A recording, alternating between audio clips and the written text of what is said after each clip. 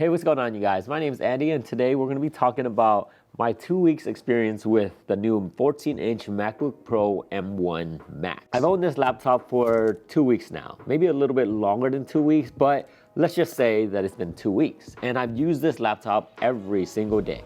I've used it for surfing the web, I've used it for editing photos, I've used it for editing videos like this one.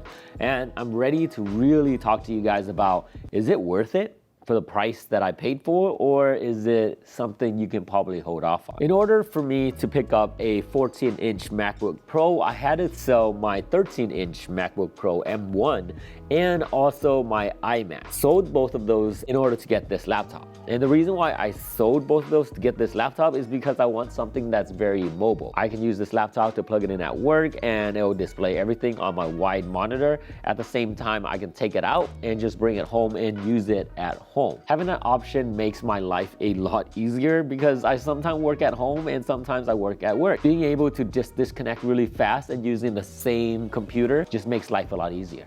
Now I don't have to transfer photos or videos from my iMac to my laptop and etc. back and forth. In that case, it is perfect to get this laptop. So that being said, I've got rid of my iMac, which I had a lot of RAMs in there because I upgraded to 128, I believe. 128 gigabyte of RAM, but this one only has 64. Does that make a big difference? A little bit. I've noticed that my iMac can handle a lot more programs that are being open at once, but at the same time, this loads so fast when I'm using Final Cut or Lightroom or Photoshop. Even when I turn on the laptop, it's instant. It's so fast, and I'm still shocked just when I open it and it's already on. My iMac, just when I turn it on, it has a loading screen that's, maybe a minute or something like that. But it still has a loading screen. This one, the loading screen is really fast, you won't even notice it. I like that, it makes my workflow faster. Importing videos into Final Cut just works seamlessly. I edit 4K, 8K, downsize to 4K videos on here, ProRes, and it is smooth. Even when I render it, it renders so much faster and it's so smooth. When I'm editing my photos on this laptop, everything just runs smoother as well. So when I'm using Lightroom, because it is now working well with the new M1 chip, it works smoothly. At the end of the day, my 2 weeks experience of it, the speed-wise, the performance-wise, it is so good. It is amazing. It is better than what I thought for what I use it for. If you don't use Apple's original app, it might be different just because not every app out there is compatible with an M1 chip. The new keyboard that Apple has on their 14-inch MacBook Pro and 16-inch, it feels nice. I'm not gonna lie to you, it does feel nice. I just use the keyboard. If it works, it works. I'm not huge on, oh my God, this feels amazing. I just use it. A lot of people, I don't know. I'm just saying, some people feel the keys clicking and they enjoy all that sound. But for me, it's just, if it works and it works well, I'm happy with it. If the distance of travel isn't too much of a difference where I'm like, oh my God, I can't believe I can feel the distance, then we have a problem. With this, it's great. It's great just like the last model. It's great just like the model before that. The only difference is that there's no more track bar. That track bar is like a love and hate relationship because sometimes I'm like, wow, this track bar works really well. Other times, it freezes and I'm like, I can't even do anything because the track bar just froze on me. For very smooth workflow, I prefer not having a track bar. I like what the original keys already have, so I'm super happy that those are back. The screen with the notch. Okay, I don't know why people hate it so much. It's way better than what we had before. It was a big bezel all the way around, looks super old. That little notch doesn't even bother me. It doesn't even bother me at all. A lot of the apps that you use, it basically hides off that notch because of the black border that's around that app. And then you have your clock, right? And your Safari, file, edit, and all those things on top. You guys know what I'm talking about. If you have MacBooks, all those menu stuff on top. Now they're pushed up to where the notch is. The fact that they're up there, it's out of my way. And it's almost extra screen space. Let them put that camera there. I don't understand what the hate is about that notch because I feel like it's just because someone hates it, other people go, yeah, that's horrible, I'll hate it too.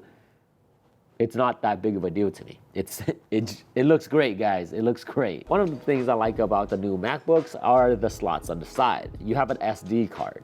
You have a Thunderbolt port. You have an HDMI port. You have 2 more Thunderbolt and the charger and a headphone jack. There's a lot of ports on the side compared to the old one. It used to only have 2, and it would drive me nuts because I would have to have dongle connected to 2 dongles.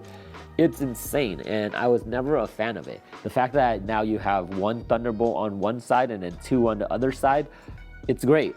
I love the fact that they separated it, so I don't plug everything on one side. The right side, the one with the SD card reader, now connects to my monitor, which is amazing, right? Now it charges my laptop, and I get to see a full screen. SD card reader is a must-have for creators. I love my SD card reader. I love the fact that it's just there, so now I just plug it in anywhere I go. Right after this video, I really want to edit, I can just plug it in there. I don't need a dongle to carry around. I don't need any of these other things. Plug it in there and work straight from it. I love it. Thank you for bringing that back, Apple. Thank you very much. The battery life has been very nice for me. I love the battery life. It works well. It charges really fast too. And the new magnet charging port, it's okay. I mean, I feel like if someone kicks it, my laptop is still gonna fly. Unless it's like kicked off a certain angle.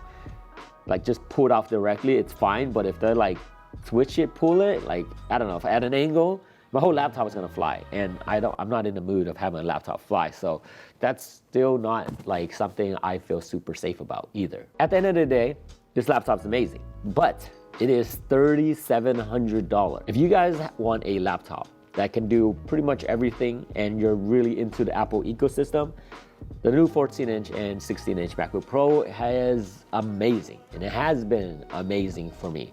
At least the 14-inch has. I didn't need more storage. I would love to have more storage, but the price would have gone up a lot more than I wanted it to, so I'm okay with not having that storage. So this 2 weeks that I've been using this 14-inch MacBook Pro has been so good. To be honest with you, this has solved all my problems.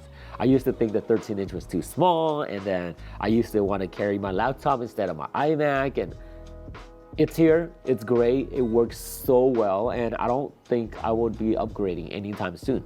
This just does everything I need, and I'm saying everything. Yeah, if you guys are interested in getting one, you definitely should. But just make sure that you actually need it. Not because you're just trying to surf the web and things like that, but you want the new MacBook Pro so you can actually use it for content creating, any form.